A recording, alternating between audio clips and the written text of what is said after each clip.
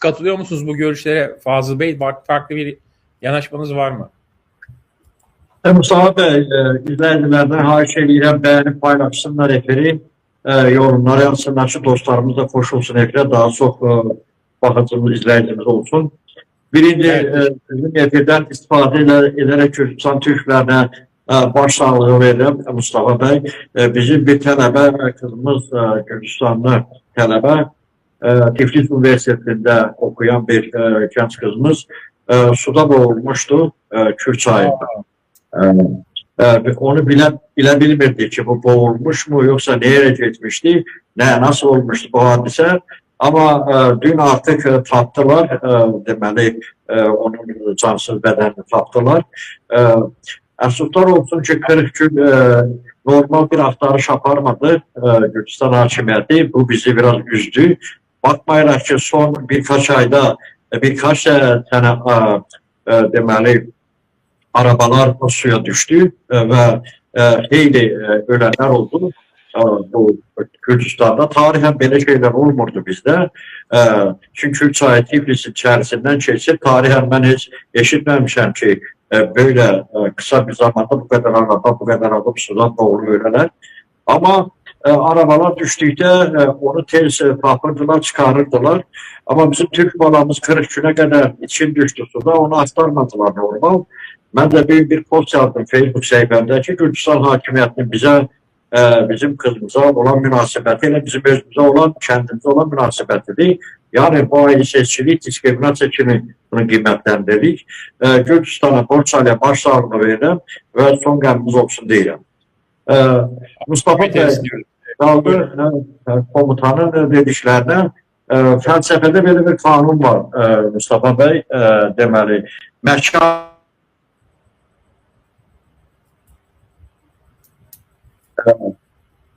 Evet, Fazıl Bey görüntünüz dondu bir ara. Şimdi herhalde düzelecek gibi. Sesimiz geliyor mu size? Ha, normal eşinden bilgiyim sizi ben. Tamam, şu an tekrar baştan alırsanız bir donma oldu çünkü. Deyirəm ki, felsefede böyle bir kanun var, mekan ve zaman, tamam mı? Bu gece saat 2'de Putin'in efrat çıkaran pres konferans yapması ve sülhten konuşması ve sülhün de Türkiye'de danışıkların Türkiye'de başlanması hakiki çok maraqlı bir şeydi. Neden Putin şimdi sülh təşrifi verdi? Neden gece vakti verdi, zamanı verdi bunu ve neden Türkiye'ni gösterdi? Bunun her birisi demeli çok maraqlıdır. Ben düşünürüm ki o fikirləri söyləyənə qədər Türkiye'de sülh danışıklarına başlanması fikrini söyləyənə qədər bu mənim şəxsi fikrimdir, subyektiv fikrimdir. Düşünürüm ki Putin Trump'la uzun danışıklar apardı ve ondan sonra gecə olsa televizyon karşısına çıkarak jurnalistlere konferans geçirerek, mətbuat konferansı geçirerek fikrini söyledi. Ve Avrupa'da ardıcıl olarak Rusiyanı hədələyir ki, eğer bir aylık ateşkes olmasa, sülh danışıklarına başlanılmasa, Avrupa Rusya'ya karşı keskin sanksiyalar tətbiq edecek. Ve Rusya hakikaten de bilir ki keskin sanksiyalar tətbiq olunduğu halda Rusya'nın enerji daşıyıcılarının Baltik denizi üzerinden dünyaya çıkışına çok ciddi maniyeler törənebilir. O yüzden de demeli sülh danışıklarının kendi fikri olduğunu, yani Avrupa'nın təzyiqi altında yok, Rusya'nın təşrifi olduğu kimi qələbə vererek bu fikri söyledi. Ve Türkiye'den de elbette Türkiye'nin seçmeyi birçok hem de strateji məqsədlər başlayırdı. Türkiye savaş başlayandan üzü bəri hem Ukrayna ile hem Rusya ile normal münasibətlər koruyup saxlaya bilmişdi ve Türkiye yeganə devlətdir ki tərəf tutmamıştı. Ama bu danışıklarda hem Avrupa tərəf, hem Amerika tərəf, hem de dünyanın digər süper dövlətləri hansısa dövləti dəstəklədiklərini açıq aydın ortaya koymuştu. Yeganə Türkiye devlətidir ki, hansı ki hem Zelenski'den hem Putin'den normal dostluq əlaqələr saxlayır ve hem de birinci Xatirinizdə 2022-ci ildə Türkiyədə başlamışdı bu sülh danışıqları və normalda gedirdi, çox gözəl də nəticəsi ola bilərdi. Amma Londranın təşrifindən və sonra da Macron və Almaniyanın da bu işə qoşulmağından sülh danışıqlarını pozdular və Zelenski bu danışıqlardan çıxdı, savaşı devam etdirdilər. Və bu savaşdan sonra Türkiyədə İstanbul danışıqlarından sonra aşağı yuxarı 1 milyona qədər Ukrayna vətəndaşı öldü. Qarşı tərəfdən də, Rusiya tərəfdən də xeyli didərcindən düşdü. Böyük qırğınlar oldu, böyük itişilər oldu, dağıntılar oldu. Düşünürəm ki, Avropa, əgər Zelenski Avropanı dinləməsəydi o vaxt, yəni savaşı o vaxt dayandırsaydı daha iyi olardı. Amma şimdi də deməli artıq gec deyil. İndi bilirsin nasıl bir Mustafa Bey, söylüyorlar ki... Peki şimdi de geçti diyorsunuz ama işte masaya gelmiyor Putin.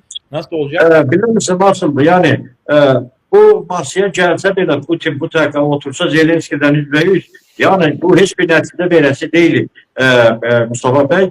Yani bu bir saat... Neye göre çağırdı o zaman? Yok, bilir misin nasıldı? Yani bu bir saate, 2 saate hem olan mesele değil. Bu danışıqlar bilirsiniz ki, hələ ki aşağı eşalonda bu danışıqlar başlanır. Tərəflərin təklifləri, fikirləri və mübahisəli məsələlər ortaya qoyulur və birinci şəxslər, yəni prezidentlər o vaxt görüşürlər ki, nə zaman ki artıq demək olar ki danışıqlara çox yaxın olurlar. Yoxsa bu dəqiqə sıfırdan başlasalar bu çok uzun süren bir məsələdir. Yani artık 100 il nəticədə savaş gedir, xeyli itişilər olub, xeyli deməli problemler yaranıb, liderin düşənlər, itişin düşənlər, dünyaya yayılmış Ukraynalılar, Rusiyanın önündə çok problemler olmuş. Komutanın İsa bəy demişəm, bu müharibə nədən başlamışdı? Bunun özü də bir sual idi ki, yani Rusiya bu müharibəni, savaşı nədən başladı və bu dəqiqə nəyə əldə etdi və nəyə əldə etmək etdiyi ona çatdı mı? Ona görə də mən düşünürəm ki, Putin İstanbul'a gəlməyi və Türkiyəyə gəlməyi, sonra Trump'ın da ona gələcəyi halda bunlar üç tərəfli müzakirə edə bilərdilər ki, ümumi hansı kontekstdə, hansı istiqamətdə razılaşmalar olsun və mən bilən Zelenskinin bu istiqamətdə razı salmaq problem deyil. Və Putin də həmişə deyir ki, Zelenski mən qeyri-legitim prezident sayıram, onun prezidentlik zamanı keçibdir və mən düşünürəm, danışıqlar başlayacaq, mən böyle anlayıram. Yəni, siz söylüyorsunuz ki, gələn nümayəndə heyət çox aşağı nümayəndə heyətidir. Yenə deyirəm, Mustafa Bey, onlar qərar vermirlər, onlar sadəcə olaraq danışıqları başlayırlar, özü çox aşağı deyil. Onların orta və yuxarı təbəqəni, mən onların vəzifələrə də baxıram. Yəni, Rusiya Federasiyası ki, böyük bir dövlətdə həmin vəzifə sahibləri, böyük vəzifə sahibləri sayılırlar. Onlar sadəcə olaraq gəlib danışıqları başlayırlar. Moskovdan və yaxud Ukrayna tərəfi Kiyevdən razılaşdırılmış halda bu danışıqlar davam edir. Artıq bu danışıqlara yaxınlaşdıqları vaxt, yəni yaxınlaşma baş verdiği halda, o halda artıq bakanlar səviyyəsində, sonra da prezidentlər səviyyəsində artıq buna imza ata bilərlər. Mən düşünürəm ki, bu razılaşmanı Putinlə Zelenski yox, bu danışıqlara aparmalıdırlar. Əsasən Amerika və Avropa adından Amerika Trump, Putin, Erdoğan, Sayın Erdoğan bəy, və bunlar aparmalıdırlar, düşünürəm. Və bunlar razılaşsalar, Zelenski mütləq razı qalacaq. Bu danışıqlarda biz bilirik ki, Trump istədiyinə çatdı, Trump iş adamıdır və Amerikanın maraqlarını düşünmür bu dəqiqə, nə o Rusiyanı düşünmür, nə də Ukraynanı düşünmür və Ukraynanın təbii ehtiyatlarının uzun müddət Amerika tərəfindən kullanılması və orada xeyli milyardlardan dollar gəlir götürüləsi artıq imzaladılar, bu razılaşma var. Yəni öz gələcək gəlirini və bu müharibədə xərclədiyi məsələləri Amerika artıq garantiya aldı. Ona görə də Trump'ın itirəcəyi bir şey yox. Burada itirən Avropa oldu, Ukrayna oldu və Rusiya oldu. Ve Yani düşünürüm herkes şimdi. kaybetti. Herkes Ha? kaybetti öyle mi? Ha. Herkes kaybetti. Öyle mi? Herkes kaybetti, Amerika kazandı. Amerika yani kendi eski köyüne silahlarını sattı bu savaşta. Sattı, xeyli para kazandı. Bununla yanaşı hem de Ukrayna'nın terbiye itatlarının yeraltı yataklarının uzun müddet kullanılmasından hatta deməli sənəddə imzalaması yani yine kazançlı olmağını gösterir. Ama burada bir şey qeyd eləməli ki, Mustafa bəy, hem Rusya'nın özünde, hem Ukrayna'nın özünde, hem de Avrupa'da büyük hərbi sindikatlar var, oligarklar var. Kimler ki bu hərbi sahədə silah istehsalıyla məşğuldular. Onlar bu savaşta çok büyük paralar kazandılar ve kazanmakta devam edirlər. Ona göre de bu qüvvələrin böyük əksəriyyəti savaşın bitməsində maraqları yox olar. Onlar istəyirlər ki, müharibə davam etsin. Hem deməli para kazansınlar, hem de ki Avrupa korkur ki Ukrayna savaşı bittikten sonra Putin ne formadasa da sonra Avrupa'nın üzerine gelsin. Ve onlar Ukrayna'da faktiki olarak Avrupa canlı kalkan kimi kullanırlar Ukrayna'nın. Yani Ukrayna'nı vermişler kabağa Rusya'ya karşı, tamam mı? Silahları verirler ve Ukrayna'nın elinden Rusya'yla savaş yaparlar. Ona göre de bu cümle özünde de ben çok eminim ki Macron başta olmakla hem İngiltere, hem Fransa, hem Almanya ve diğer devletler de bu muharibenin qəti deməli dayanmasının əleyhinədirlər. Qaldı ki Zelenskinin galip kimi İstanbul'a gelmesi ve elə ürəkli galip bir prezident kimi konuşması, ben düşünürəm bu qeyri-adekvatdır. Ona göre ki Zelenski bir dönü Ukrayna'ya bakmalıdır. Ukrayna ne gündədir, kaç kişi ölübdür, kaç şəhərlər dağılıb, Ukrayna ne güne düşübdür ve bu savaşın başlamağında Putin ne kadar günahkardırsa da bir o kadar da Zelenski günahkardır. Çünkü Zelenski çalışsaydı, onun kafası normal çalışsaydı bir prezident kimi o imkan vermemeliydi bu savaş olsun. Bakırsınız Türkiye'nin özü de kaç defa savaşa cəlb elədilər. Suriye'da, İsrail, İran taraftan, Irak taraftan kaç defa provokasyonlar elədilər Türkiye'ye karşı ama Sayın Erdoğan Bey uzak gören diplomatiyası vesaire bütün her şeyi çok normal diplomatik yoldan yerine koydu. Şimdi bir televizyon şovmenin gelip dünya siyasetinde böyle konuşması açığını deyirəm, bir balaca normal görünmür. Ona göre ki eğer o hakikaten Ukrayna'nı düşünürse, halkını düşünürse de o təcili sürətdə xahiş eləməlidir Erdoğan Bey'den de Trump'tan da ki bu savaş dayansın. Ben bilən Mustafa Bey, bu danışıqlar başlanacak ve düşünürəm ki en azından bu savaşlar 3 ay ateşkes olmalı. Putin'in birinci tələbi olacak ki Ukrayna'da seçkiler keçirilsin, parlamento ve prezident seçkiler keçirilsin. Çünkü hakikaten de artık xeyli zamandır Zelenski'nin bir prezident kimi müddəti bitmiş, onun səlahiyyəti yok. Faktik olarak Amerika'dan imzaladığı imza belə mən düşünürəm ki, onun her bir hukuki qüvvəsi yok. Çünkü muharibə dövründə belə bir zamanı keçmiş prezidentin hansı ciddi dövlət əhəmiyyətli bir aktlara belə imza atması bu akla batan değil. Ben düşünürəm ki, yeni Trump'ın təşrifindən, elə Max'ın özünün köməkliyindən çalışırlarla ki, Avrupa'da yeni bir lider gəlsin hakimiyyətə. Onda sülhə daha yakın olacaklar, danışıklar olacak ve ben düşünürəm əsas danışıklar Rusya, Amerika ve Avrupa'nın bu süper devletler arasında olacak. Yani Ukrayna burada həlletdi değil.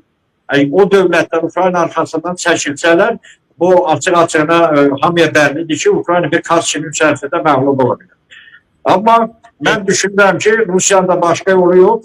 Ona göre ki, Rusya eğer sülhə getməsə, bu deyilənləri etməsə, uzun müddətli savaşa girsə, onda Amerika Birleşmiş Ştatları da Trump'ın dediği kimi bu oyundan kənara çıxmaq o demək değil ki, o Ukrayna'ya yardım etmeyecek. O müddət Ukrayna yardım edecek, yani Avrupa üzerinden edecek.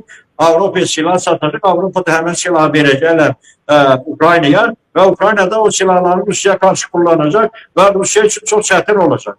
Kaldı ki Pribaltikadan biz bilirik ki Rusiyanın enerji daşıyıcıları, nefti ve diğer təbii ehtiyatları xüsusən 70-80% Baltika üzerinden taşınır bütün dünya. Orada da NATO eğer bir hərbi manevr adı altından bir aylık, 2 aylık nəsə bir belə manevrlər yapsa, kapatsalar Baltik dənizi hövzəsini, o halda Rusya'da artık krizin yani böhran olacağı kaçınmazdı ve bu gözləniləndir. Ona göre de Putin bu karşıdan gelebilecek bu şeylerin hepsini bildiğine göre de düşünür ki artık sülhe gitmenin zamanıdır. Peki. Yani diyorsunuz ki Zelenski başarısız bir şey olsa bir ateş tamam vereceğim, tabii ki vereceğim size söz. Fazıl Bey'in çizdiği şeyin tablonun ana hatlarını vurgulamak için şöyle bir özet geçiyorum. Diyorsunuz ki 3 aylık bir ateşkes olmalı. Ukrayna burada seçimlere gitmeli. Zelenski yeniden seçilirse hem şeyi de tazelemiş olur, güven tazelemiş olur. Ya da işte yerine başkası gelir. Ama Türkiye'nin de Ukrayna'ya böyle bir mevkide daha yakın durduğunu gözden kaçırıyorsunuz. Çünkü Zelenski de şunu söyledi. Eğer dedi bir şey olacaksa bir masa, orada mutlaka Amerika ile birlikte Türkiye'de olmalı 3. taraf olarak. Siz diyorsunuz ki Avrupa olmalı, Amerika ve Avrupa olmalı bu masada. Yani Türkiye'nin şu andaki şeyinden bir... Sonra beyan Türkçen orada olmalı, yani bu %100'dü yani söhbət Türkçe'de geçeriz, tamam mı? Yani Avrupa süper güçleri bunu ben demedim, bunu Putin'in özü dedi ki arbitr rolü dedi Türkiye oynasın. Yani Türkiye arbitr rolü oynayacak, elbette Türkiye'si bu nasıl olacak? Yani ben yani bu demek istediğim odur ki Türkiye'nin bir başa iştirakından da Trump pazarsaydı kendisi yapardı da Trump başladı, sülh danışıklarına başladı. Rusya ile Ukrayna ile, Rusya-Ukrayna neticesi 0, hiçbir netice vermedi. Ondan sonra Trump dedi ki televizyon vasıtasıyla ki ben Sayın Erdoğan benden xahiş ederim ki bu işe koşulsun. Yani bu sülh meselesinde Putin de yine Erdoğan Bey'e müracaat eder. Yani bir istese de istemese de artık Erdoğan Bey burada o arbitr halledici rol oynayacak elbette. Peki. Buyurun İsa Bey. Buyurun. Mustafa Bey, ben valla elə olub. Çok təəssüflər olsun ki, bak bir Eloğlu Gürcistan'da bu kadar muharibeler yaşadık. Azerbaycan'da ve bu muharibə belə yanaşmağı mən heç cür qəbul etmirəm və başa düşmürəm. 90-cı illərdə Avropa Rusiyanı məcbur etdi Qafqazda bu müharibəni başlayıb o torpaqları işğal etmək. Azərbaycanda, elə Gürcüstanda 2008-ci ildə əgər Avropa silahları satır, Ukraynanı irəli verir, silahları satır, pul qazanır, deməli Türkiyə də qazanır da. Elədirmi? Türkiyə tərəf, sən dedin tərəf tutmayıb, amma Türkiyə müharibənin ilk günlərindən Ukraynanın tərəfindədir. Ukraynanın ərazi bütövlüyünü dəstəkləyir. Ukraynanı qarant kimi çıxış edir. İkincisi də hələ Avropa silahları verməyəndə Türkiyə həmən o bayraqdarları zadı, o bayraqdarlar üçün o hücumların qarşısını aldı. Deməli Türkiyə də qazanır. Bu nə yanaşmadır? Bu niyə belə siz yanaşırsınız? Axır uzun illər ərzində Rusiya elə həmən o Rusiya. Deyək o post-sovet məkanı tanıyırmı? O sərhədləri tanıyırmı? O devlətləri tanıyırmı? Qəbul edirmi? Və Putinin də əsas məqsədi, əziz həmvətənlərim, mən başa düşür ki, kimsə irəli verib Ukraynanı Rusiya ilə müharibəyə cəlb edib və s. qazanmaq və s. silahları satmaq üçün, yenə təkrar edirəm, əziz həmvətənlərim, Rusiyanın əsas məqsədi Sovetləri bərpa etmək, həmən o imperiyanı yenidən bərpa etmək, o təhlükələr kim var idi Sovetlər zamanı, o təhlükələri yenidən bərpa etmək, yenidən o devlətləri öz tərkibinə cəlb etmək, salmaq. Necə ki, onu da Ukraynanı işğal etmədən, Ukraynadır, Qazaxstandır, o biri devlətləri çox çətin olardı. Ona görə də müharibə Ukrayna ilə başladı. Krimi 14-cü ildə. Səbəblər nə idi? Krimi necə daxil oldu və Krimi işğal etdi. Onu da Avropalılar məcbur etdi, ya üzr istəyirəm, cəlb etdi Rusiyanı həmən o müharibəyə. Bu yanaşmalar kökündən düzgün deyil. Yanaşma müharibəni Ruslar başladı. Necə ki uzun illər ərzində o biri ərazilərdə, Afrikada, Avropada, Balkanlarda, həmən deyək ki Balkanlarda müharibə gedən orada kimlər? Ruslar idi. Aranı qarşılayan Yugoslaviyada və s. İsa bəy, siz mənim fikrimi yəqin düzgün anlamadınız. Bir dəqiqə bağışlayın. Mən demirəm ki, Rusiya demokratik dövlətdir. Rusiya əlbəttə demokratiyadan çox uzaq bir dövlətdir. Putin də demokratiyadan çox uzaq bir adamdır, açıq söyləyirəm. Biz burada bu gün baş verən reallıqlara münasibətimizi bildiririk. Biri var mənim daxili simpatiyam Putinə və Zelenskiyə. Biri də biz var real durumu biz analiz edirik. Siz mənim fikrimi düzgün anlayın. Yoxsa əlbəttə ki, müharibə böyük imperiyanın böyük ambisiyaları var. Rusiyanın Gürcistan'da etdikləri də xatirimizdə, Bakıda törətdikləri də, hər yerdə törətdikləri də. Biz sadəcə olaraq arzularımızı, istəklərimizi və yaxud subyektiv fikirlərimizi yox, biz real durumu analiz edirik ki, bugün savaşdırsa, savaşdan çıxış yolları nədir? Tamam mı? Söhbət bundan gedir.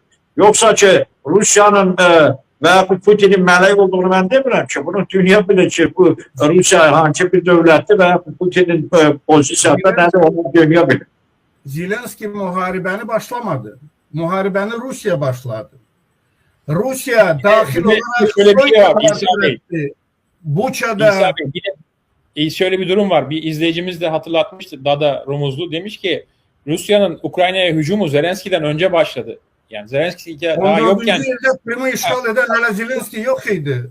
Mustafa bəy, mən üzr istəyirəm, biraz çıxım. Əziz dinləyicilər, mən Gürcüstanda anadan olub böyümüşəm, qonşularda Gürcülər idi. Bir Gürcü xanım var idi, donquz saxlayırdı. Donquzdur da elə Mustafa bəy, bilirsiniz. O donquz bizim bağımıza girib dağıdırdı. Bir dəfə dedi, iki dəfə dedi. Onda da mən artıq 10-15 yaşında idim. O yava var, yava. Yava bilirsən də nədir? Onu götürdüm, o yavanı vurdum belə. Donquz da böyük idi.